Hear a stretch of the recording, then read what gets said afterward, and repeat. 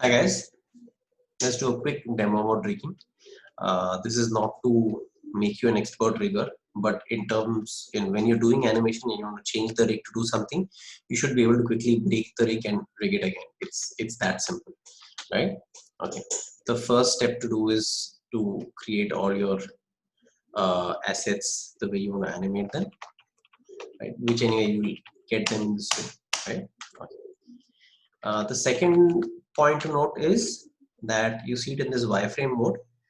It should form like organic, like a circle kind of shape, so that when you move the joints, it doesn't move here and there. It rotates like a proper joint, right? Okay. So I've got the shapes over here. The rigging that we are trying to do is very basic. Essentially, we have our head, we have our body, and we have our hip normally for movement, right? But we're not even doing this. We're not even showing the hip joint. We're adding the hip part within the main torso, right? Okay.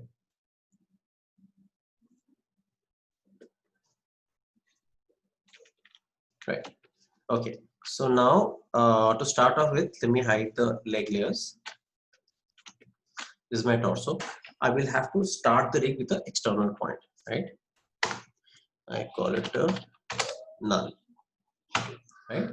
Then click the bone tool, connect to the base of the body, where you will see where you want the animation to happen, which is base of the spine. Okay. Then again take the bone tool from this point. You connect to the head, connect to the upper arm, connect to the upper arm. Then from the arm downwards, these two are like a chain, right? So this is one chain connection, another chain connection, one chain connection, another chain connection. Okay. So even though you put your anchor in the right places, when you put the joint, it can vary a little bit, right? Okay. So this is your rigging complete. Okay, bye. See you. Tada. No, wait. Okay. This is the first step, right? So the next is you just have to once you've done your this, you can just test it out how it's working, right? This is how the rig is there. Some inaccuracy there, here and there. And the main problem is this guy is moving like crazy, right? He's going all over the place. So you have to first you have to stop that rotation. So you now any of these bones, whatever the properties are, will happen to all the three. So I'm going to stop the rotation of these bones over here. So they don't rotate. If they don't rotate, then these joints remain in the same part, right? So this is pretty much your rigged character, right? For whatever animation you want to do, right? This is basically it. Now is just fine tuning. Okay, fine tuning where start with this arm. Okay, and you see this pivot is not in the center. Therefore, when it rotates down, this thing is going to come up too much. So you press this, press Q, which is your pivot. Approximate center of a spherical part, you do it, right? This also approximate center I've done it. Okay, select this guy, approximate center, select this guy. It's pretty much it's correct only, more or less, right? Okay, so let's do it like this. Oh, see, now my Q was pressed and I moved it, right? So that's a don't worry. Just control Z, press V. You test the movement and all that. So now you see the elbow is working perfectly, right? Because it's perfectly in the center. Okay. So now let's see the wrist. Yes, that's also moving fine because yes, it's in the pretty much in the center part. Sometimes you'll see stuff like this happening, right? This is not like ideal. So let me press Q again and let me see it in this view. It can be a little off. So let me put it over here and put the joint in this center, right? Right. So now let me press V again and move it. Yeah, this looks good, right? So this is done. This is the basic rigging is ready to animate pretty much. This is how I mostly animate my these things. But abhi thoda for style and all, you can try some things if you want, which is like put in a constraint and all that. You put in a constraint on this joint so that it doesn't go beyond. It needs to be straight at least. So I'll go to constraint and you can see the small green thing animating, right? So I'm going to make this so it doesn't go beyond that angle, but this can go a lot more. So this is my top. It doesn't go rotate beyond that. Here it doesn't go rotate beyond this, right? Okay, one more thing. Now you can see this, the way this hand is, it's coming on top, right? Now what I want to do, if I want to do the hand behind the body, right? You have to select this, then shift control down, right? In this shift control down arrow. So this is just a sequencing, right? So now this hand is behind.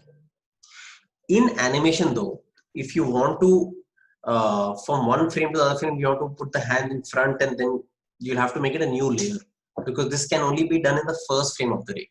You can't change it after that, right? Okay. This is pretty much done. The hand is behind,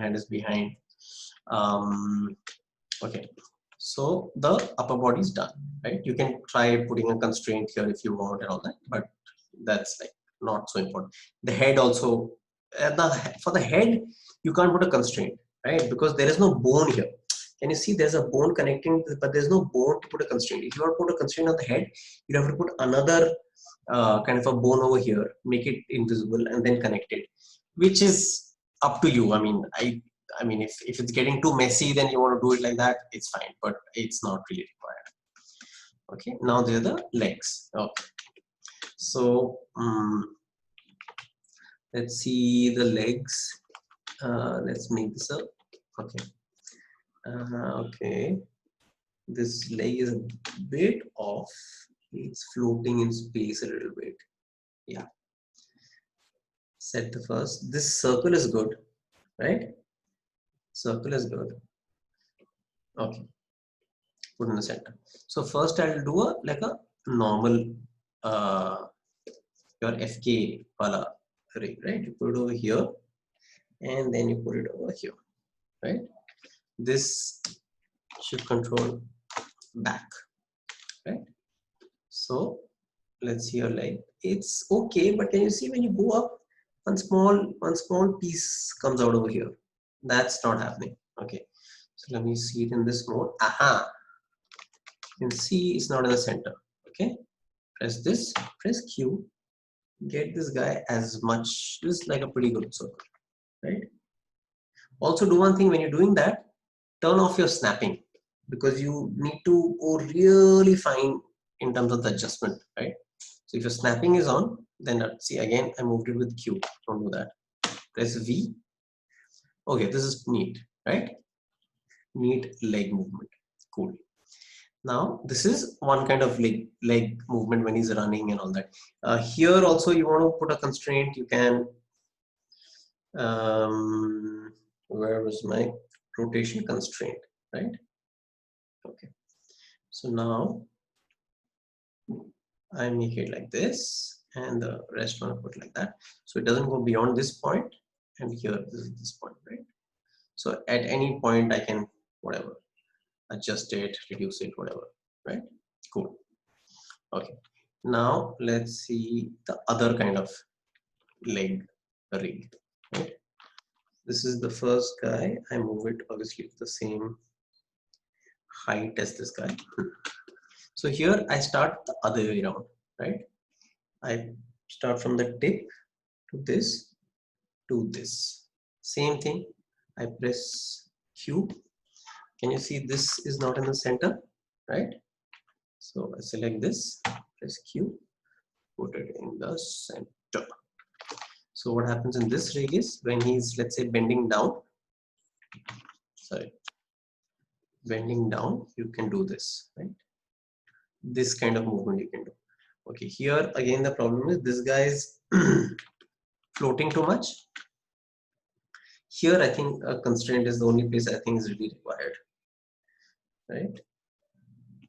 Put in a constraint so that your this axis doesn't move at all, and this axis can move a lot. Okay? So it won't go beyond, your leg will not go beyond this point, and can just go as much as you want on that side, right? So That is pretty much it. Now if you want to move your bones, right, you're pretty much, your rig is done. This joint, the bone joint, let me hide these guys.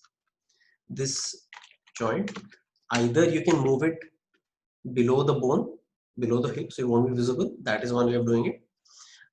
It is, I mean, it doesn't matter where this thing is really, because it's just this thing. What I can do is make it a guide also, right? So either if you make it a guide, it's again not visible, right?